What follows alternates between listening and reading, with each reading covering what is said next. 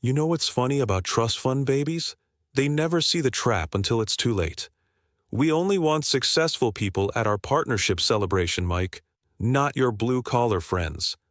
My son's business partner just sealed his fate with 12 words.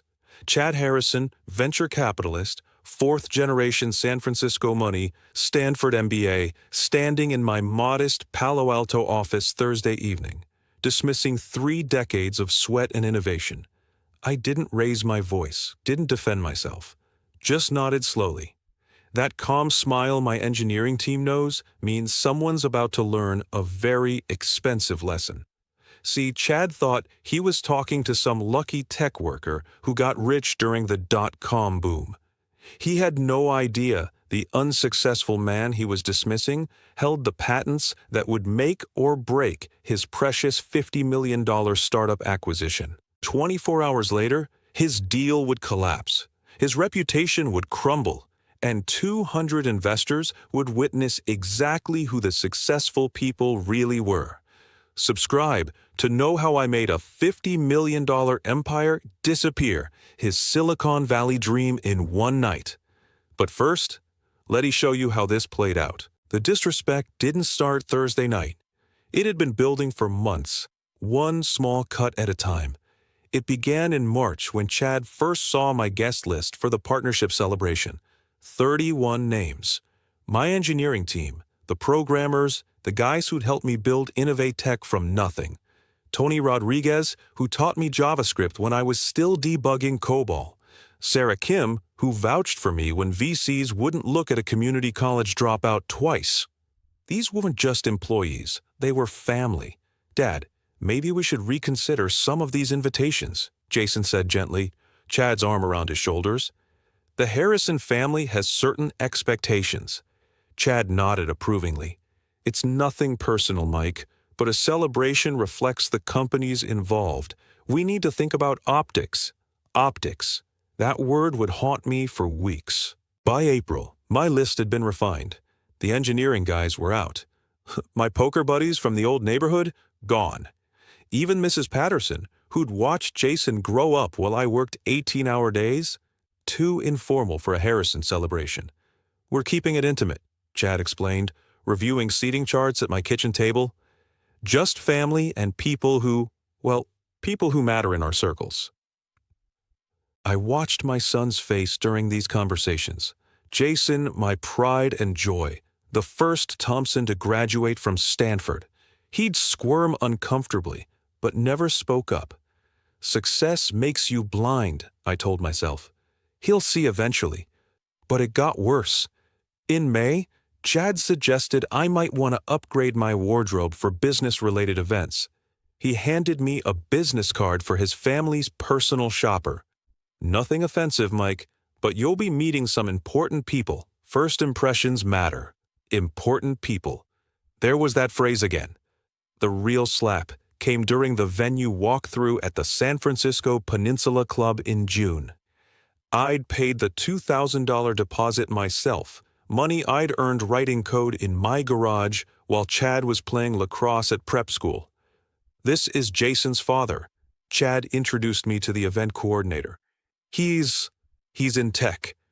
The way he said it, like I fixed printers instead of designing the algorithms that powered half of Silicon Valley. But here's what Chad didn't know about that club. In 2018, Innovate Tech had provided the entire networking infrastructure for their digital renovation. $1.2 million contract. I knew every board member by name, had their personal cell numbers, had saved their reputation when the original IT contractor walked off the job. I just smiled and shook hands. By July, the pattern was clear.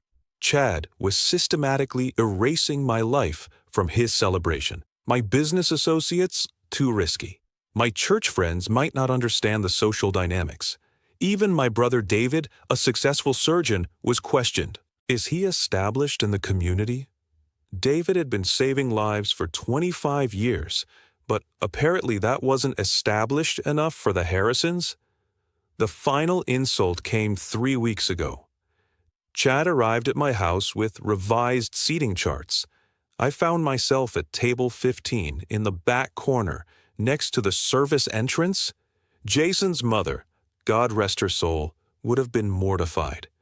Her picture sat on the mantel, watching this entitled boy disrespect everything we'd built. "It's just logistics, Mike," Chad said, not meeting my eyes.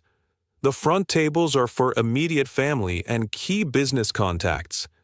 Key business contacts? I'd built a $150 million company from nothing. Innovate Tech employed 420 people, held 67 patents across 4 technology sectors. We'd designed systems for Google, Apple, Microsoft.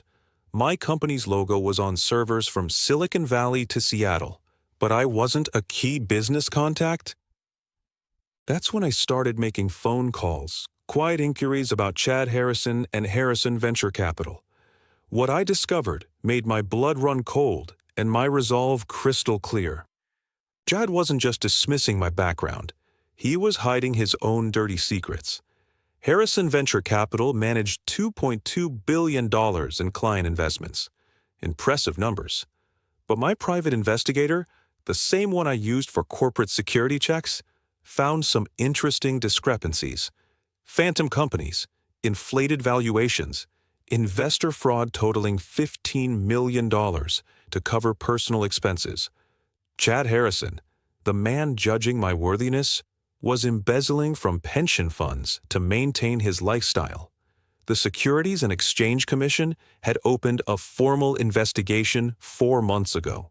Federal agents were building a case. Chad's perfect celebration was happening just weeks before his perfect world would collapse. But he didn't know I knew. He thought he was partnering with money to solve his problems.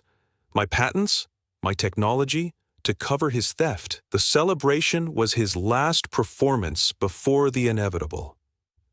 Thursday night, when he stood in my office and dismissed my blue-collar friends, something clicked.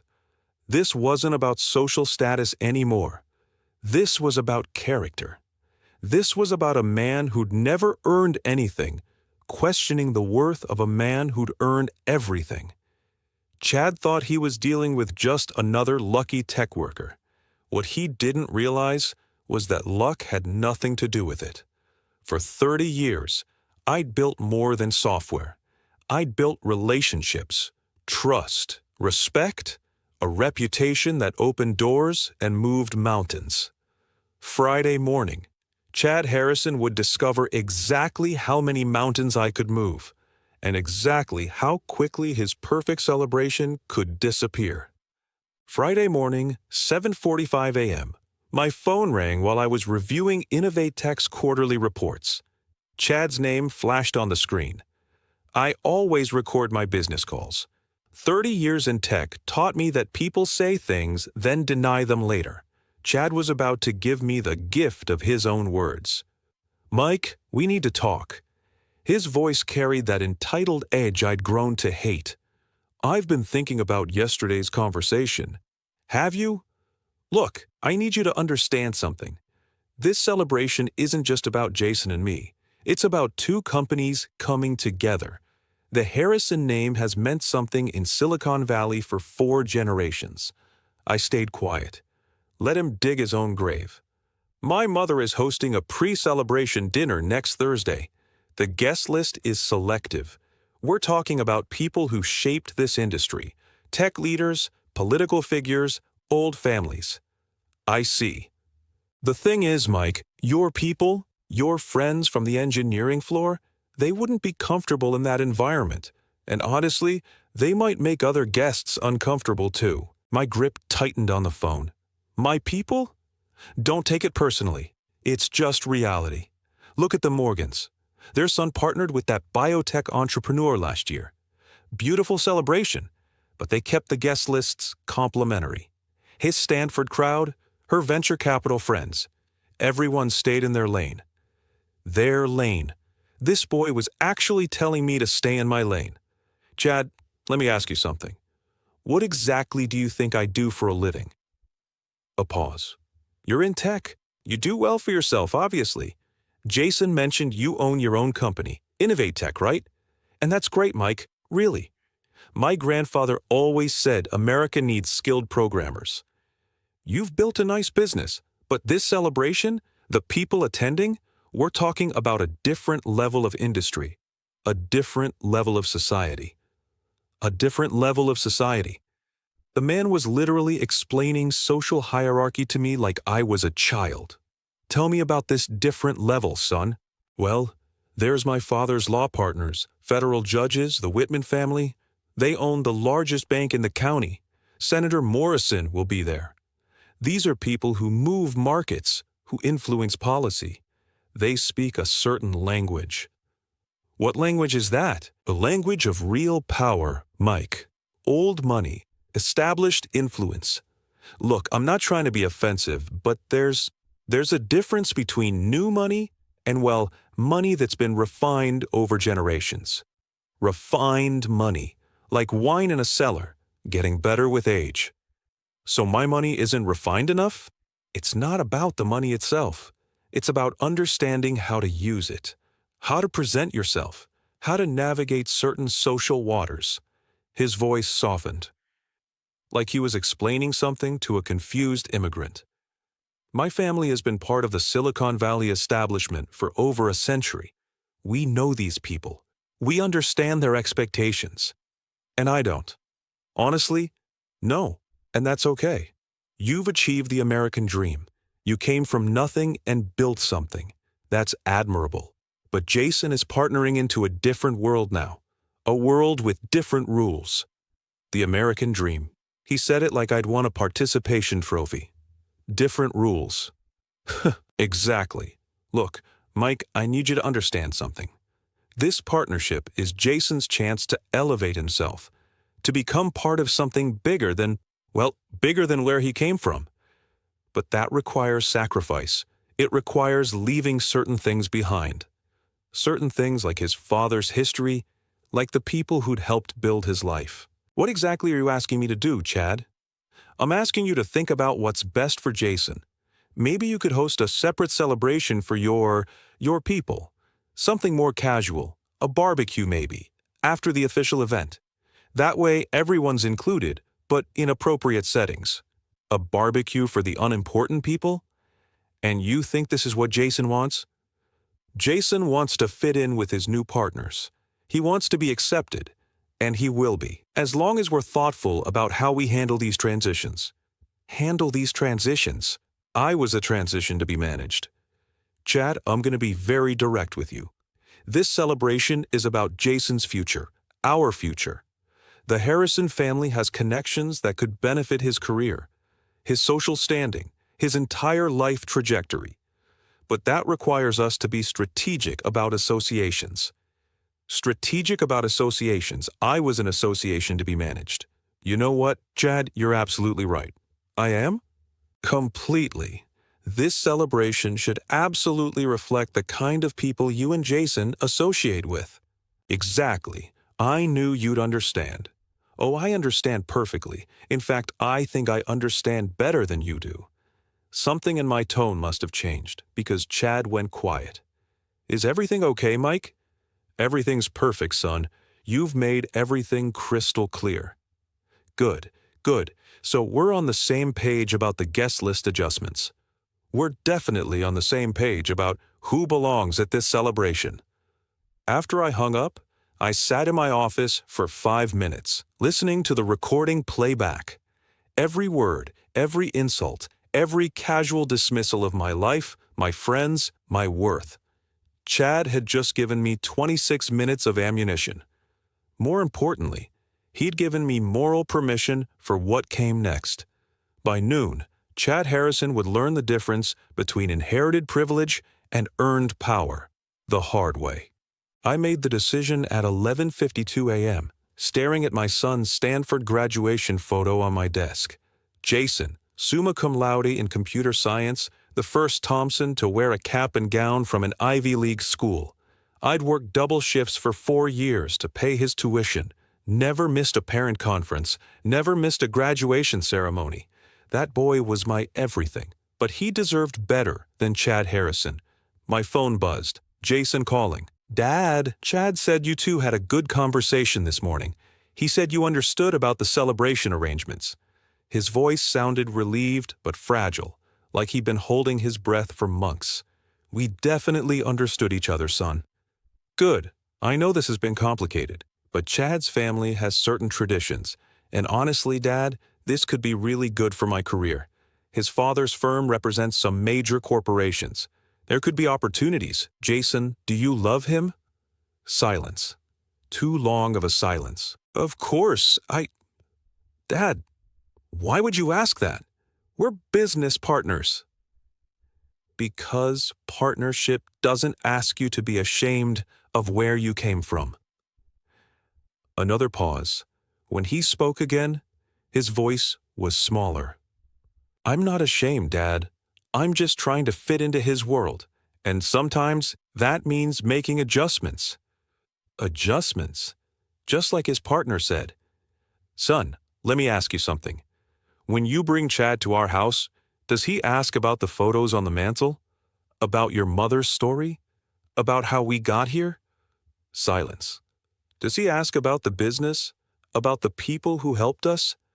Does he want to know anything about the life that gave him the partner he claims to respect? More silence. Jason, a man who truly respects you doesn't ask you to erase your history. He celebrates it.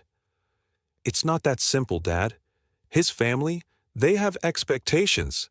And what about our family? What about our expectations? I heard him sigh heavily. My heart broke. Dad, I just want this to work. I want to be accepted. Son, you don't need to be accepted by people who don't accept you as you are. After he hung up, I sat there for 10 minutes thinking about the man Jason was partnering with. A man who saw his father as a liability. A man hiding his own crimes while judging my character.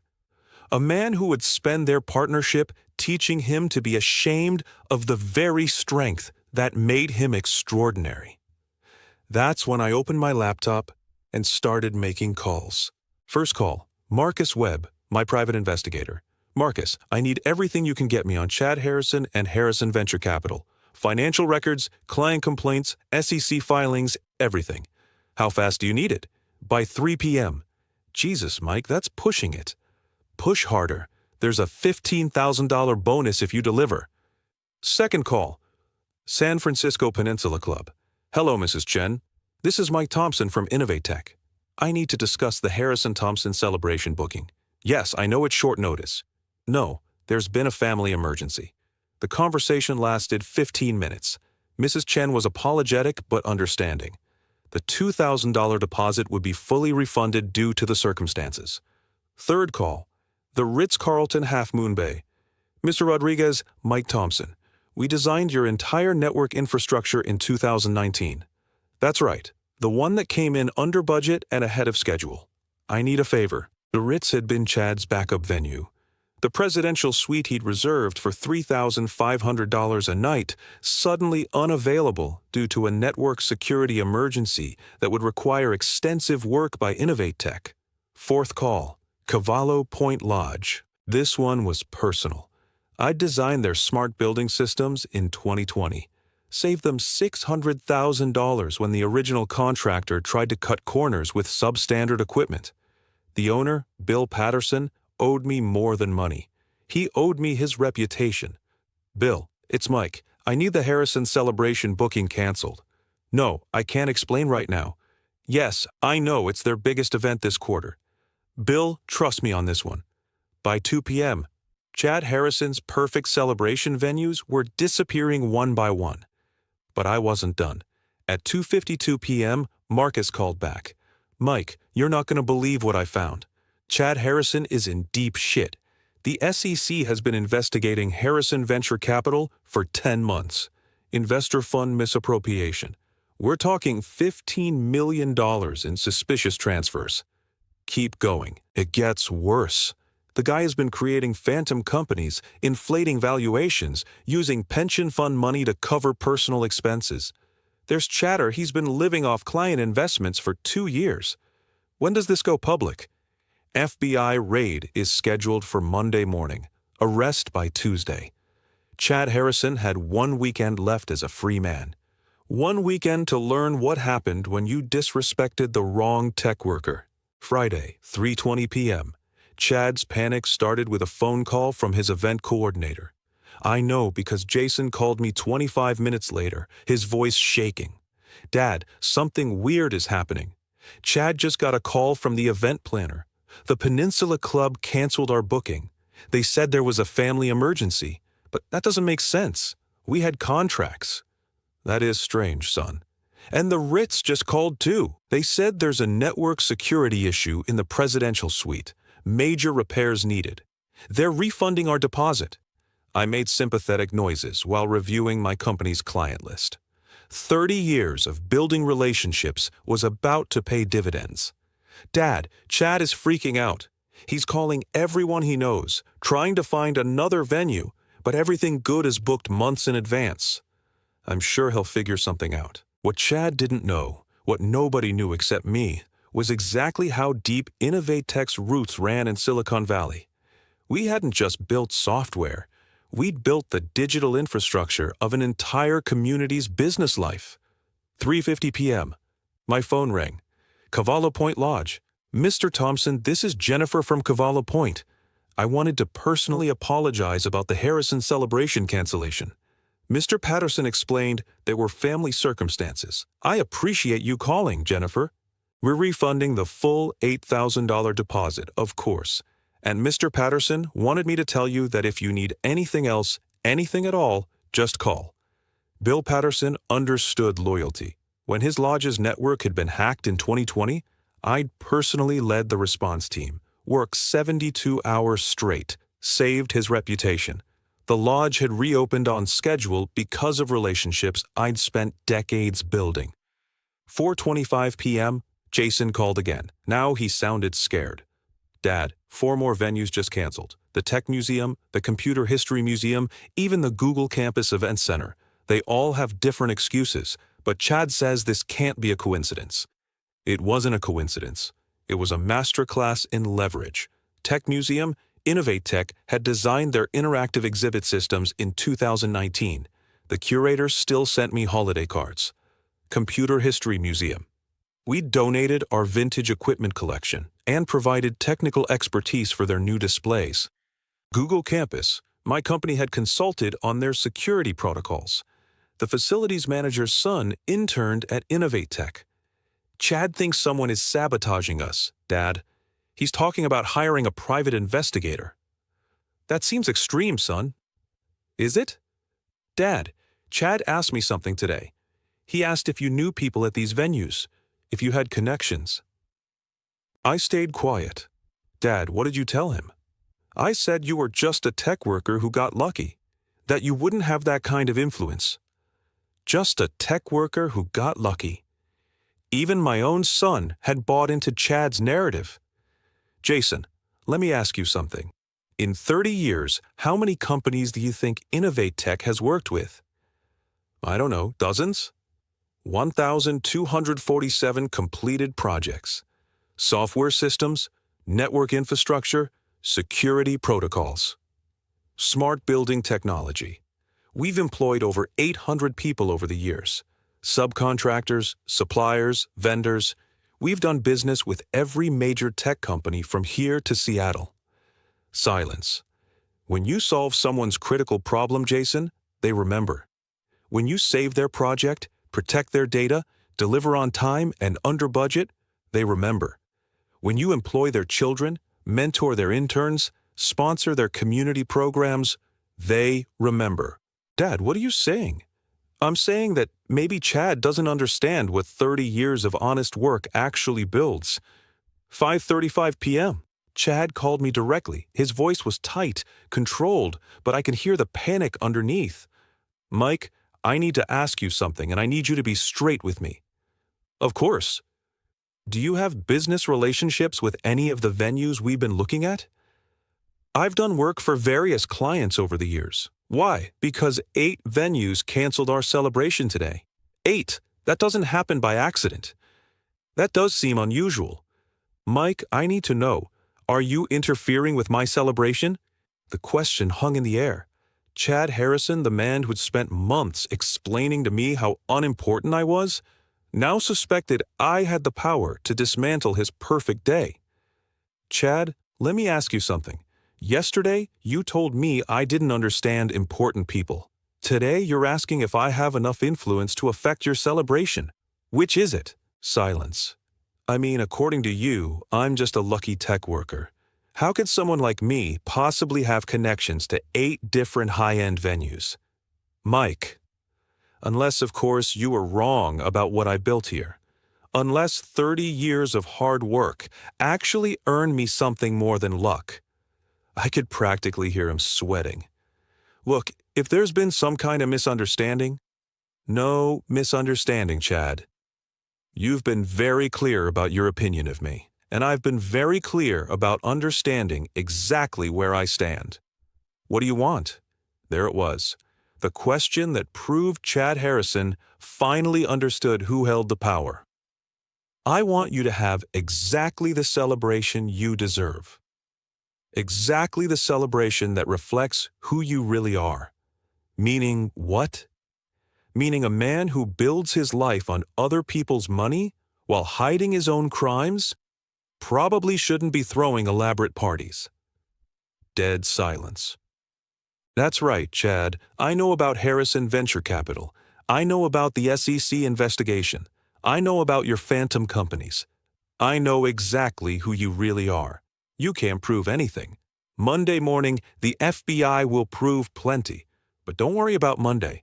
Worry about tomorrow, because tomorrow, 200 guests are going to discover that the man judging everyone else's worth isn't worth the paper his diplomas are printed on. I hung up. Chad Harrison had asked for successful people at his celebration. Tomorrow, he'd get them. FBI agents counted as successful people. Didn't they? Saturday morning, 8:20 a.m. Chad showed up at my office unannounced. I was reviewing code when my security system alerted me to a visitor.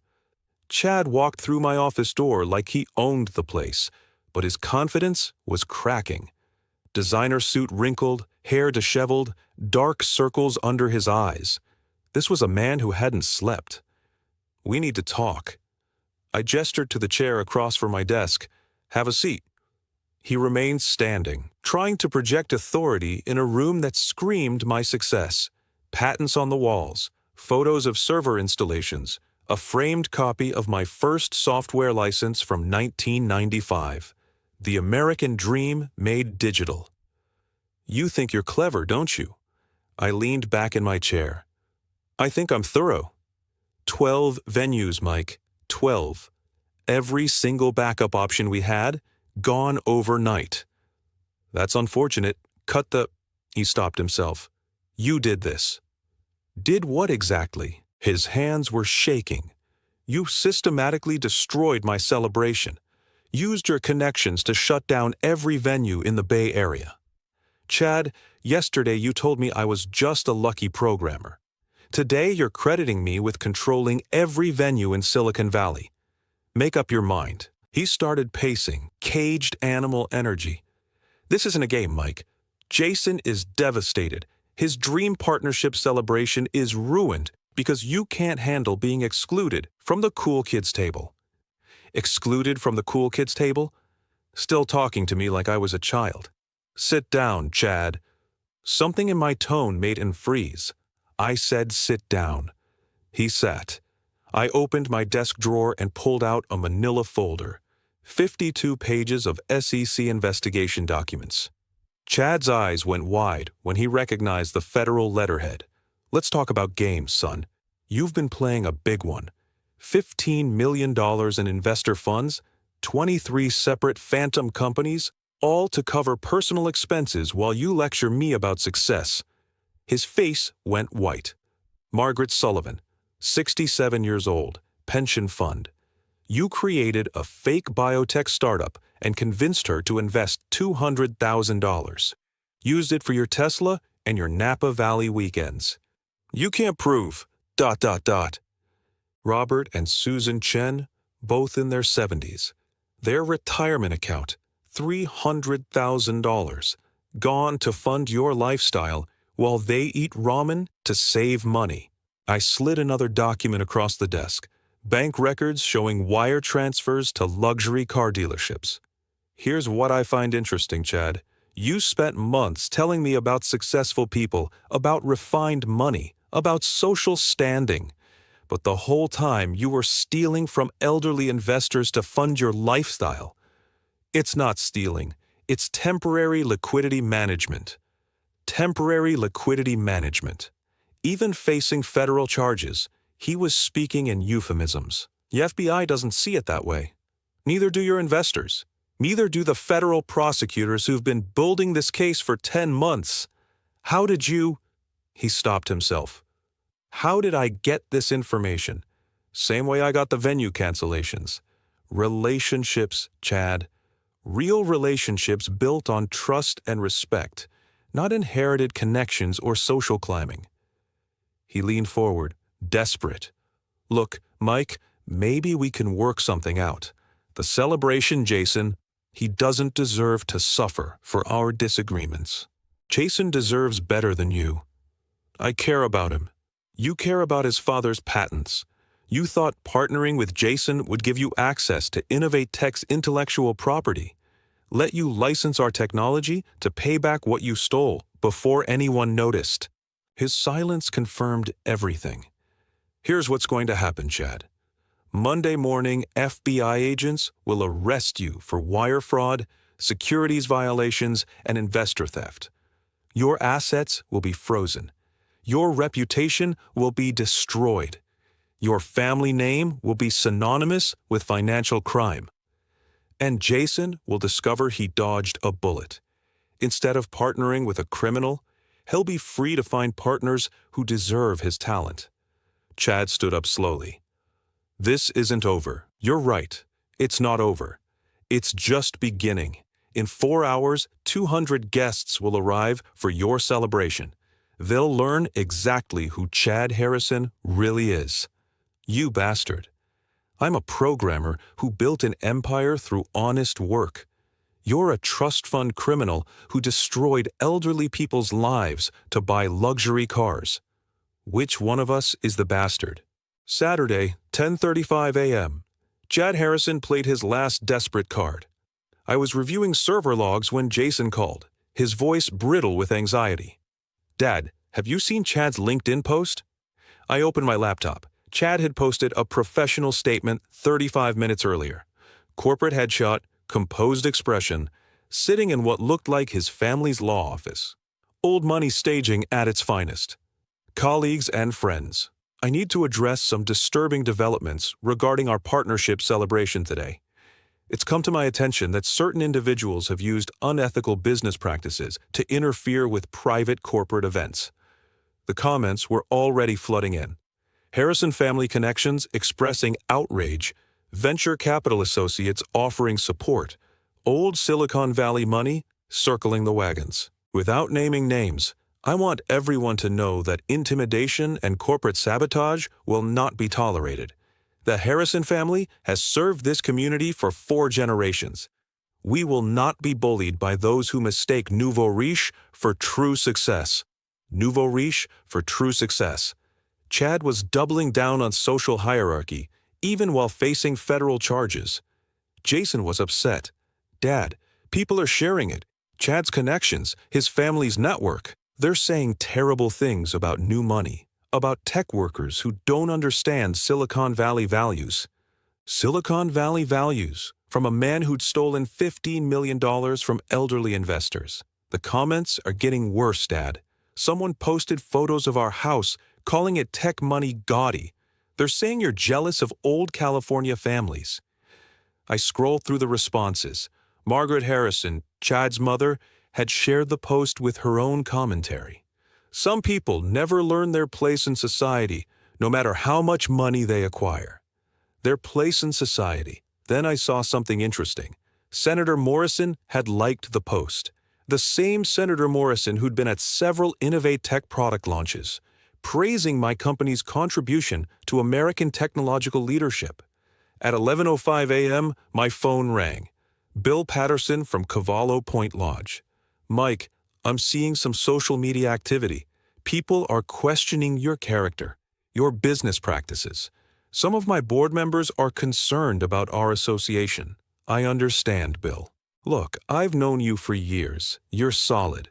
But this Harrison kid has connections, real connections. Federal judges, senators, old families with serious influence. If this gets ugly, it's already ugly, Bill. The question is whether you believe in what I've built or what Chad Harrison inherited. A pause. What aren't you telling me, Mike? Monday morning, Chad Harrison will be arrested by the FBI. Wire fraud, securities violations, investor theft. He's stolen over $15 million from elderly clients to maintain his lifestyle. Silence. Jesus Christ, Mike. You're sure about this? I have the federal investigation documents. 52 pages of evidence, banking records, wire transfers, victim testimonies. Chad Harrison is a criminal who's been using his family name to cover his crimes. And he's trying to destroy your reputation to save his own. Exactly. At 11:50 a.m., I made my own social media post. Not a video, just text. Simple and direct. To the Silicon Valley community. Tomorrow, federal agents will arrest Chad Harrison for embezzling $15 million from elderly investors. Before you judge tech worker values versus old money values, ask yourself which values include stealing retirement funds to buy luxury cars. I attached one document, a bank record showing Chad's $200,000 transfer from Margaret Sullivan's pension account to his personal luxury car purchase. The response was immediate. Margaret Harrison called my post fake news and demanded I retract my libelous accusations. Senator Morrison quietly unliked Chad's post. 5 board members from various venues called to confirm our business relationships remained solid. But the real shift came at noon, when Robert Chen, the elderly investor whose retirement fund Chad had stolen, shared my post with his own story. This man destroyed my family's future for sports cars.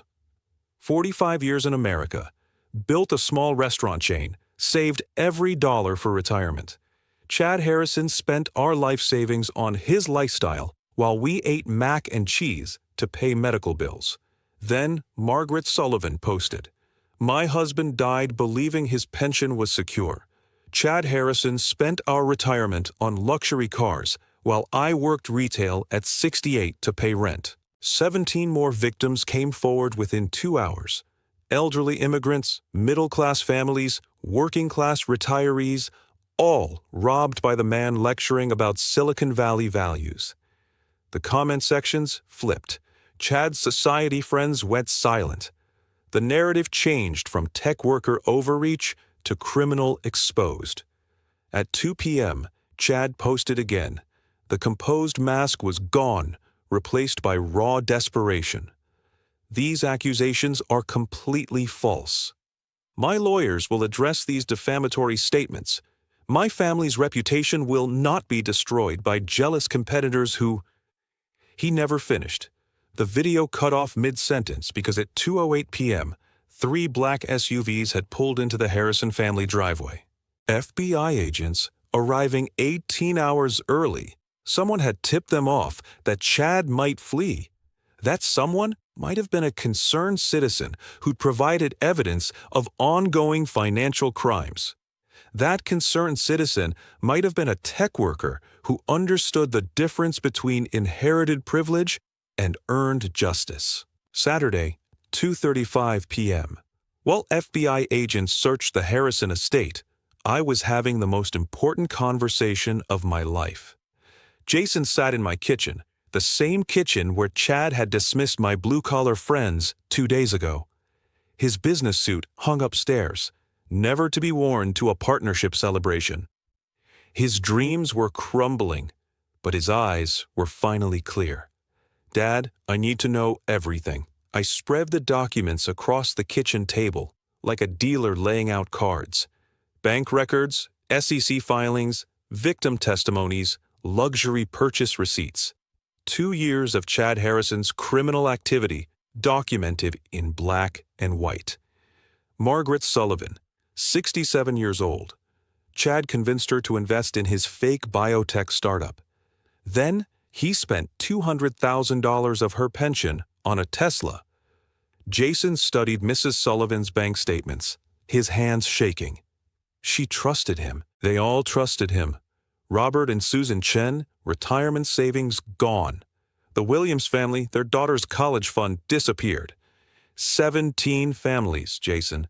17 families destroyed so Chad could maintain his lifestyle. How long have you known? I suspected something Thursday night. Chad was too eager to partner, too desperate to access Innovatech's patent portfolio, so I hired Marcus Webb to investigate. Jason looked up. Uncle Marcus, your old army buddy who became a private investigator? One of those unimportant blue-collar friends Chad didn't want at the celebration?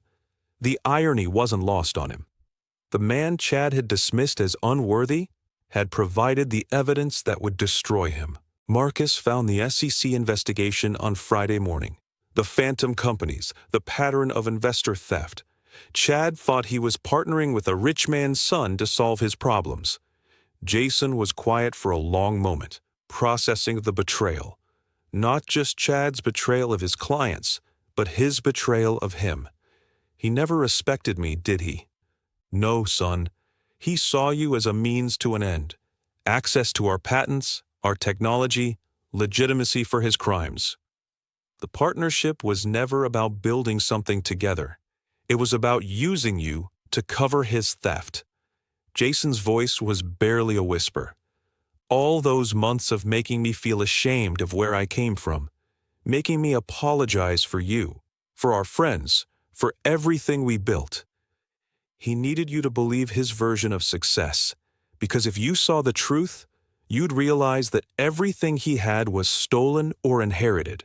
He'd never built anything himself. And I fell for it. Jason's shoulder slumped. I was so desperate to fit into his world that I forgot the value of our own. I reached across the table and took his hand. Son, wanting to succeed, to be accepted, that's human. But real success, real acceptance, it doesn't ask you to abandon your principles or your people. How did I not see it? Because Chad's good at what he does, confidence men always are. They create a version of reality that makes their victims complicit in their own deception. Jason stared at the documents spread across our kitchen table. Evidence of Chad's crimes, proof of his lies, documentation of the families he destroyed while lecturing about values and success. Dad, I owe you an apology. I owe everyone an apology. You don't owe me anything, Jason. You were manipulated by an expert. No, I do. I let him make me ashamed of you, of us, of everything we represent. I should have stood up for you, for our values, for the truth. You were trying to build a future. I was trying to build a future on someone else's foundation, and that foundation was stolen from elderly people who trusted him with their life savings. We sat in silence for a moment, both processing the magnitude of Chad's betrayal and the collapse of Jason's partnership dreams. What happens now? Jason asked. Now you're free to build the future you deserve, with partners who respect you for who you are, not what they can steal from your family. And Chad? Chad will face justice. The FBI, the SEC, the victims he's hurt. His family name won't protect him from federal prison. Jason nodded slowly. You know what the worst part is? All those people at the celebration would have been celebrating with a criminal. All those successful people, all those refined families, toasting a man who was stealing from retirees to pay for the party. That's the difference between inherited privilege and earned respect, son. Privilege protects you from consequences until it doesn't. Respect is something you build every day through honest actions. My phone buzzed. A text from Marcus Webb. FBI found evidence of more victims, looking at $25 million in total theft. Chad's going away for a long time. I showed Jason the message. $25 million, he said quietly. How many families' futures did he destroy? Dozens.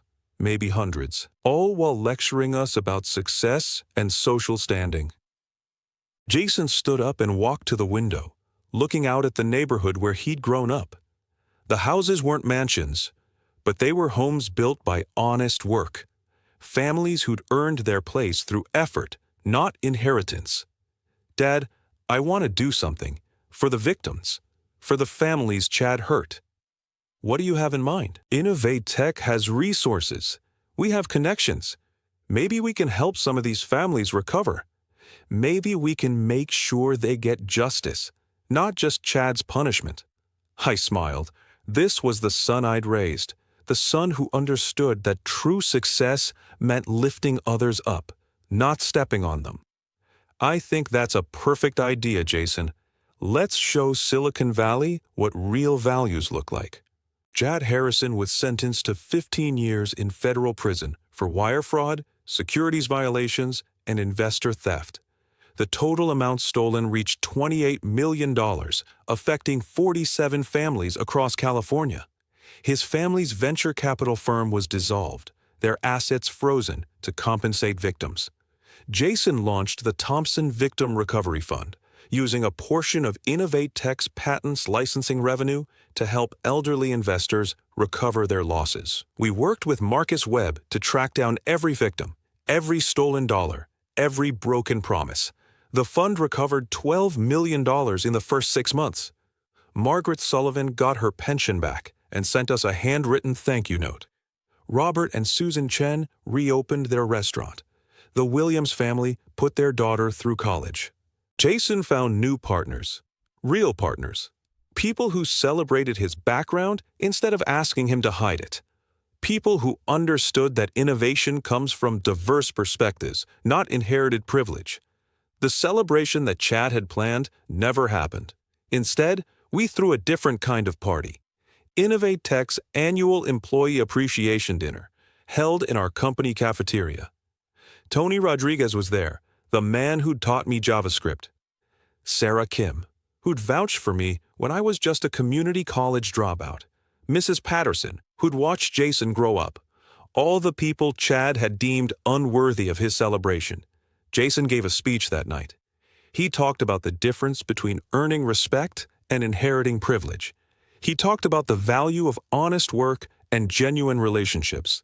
He talked about the importance of staying true to your values, even when the world tells you to abandon them. My father taught me that success isn't about who you know or where you come from, he said. It's about who you become and how you treat the people who helped you get there. The applause went on for 5 minutes. Later that night, as we were cleaning up, Jason found me in my office. Dad, I've been thinking about something Chad said, about Silicon Valley values, about old money versus new money. What about it? He was right about one thing. There are different kinds of values in this valley. There are people who inherit their success and people who earn it.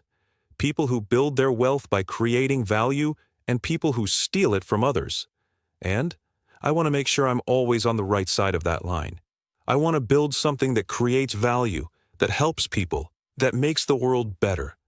You already are, son.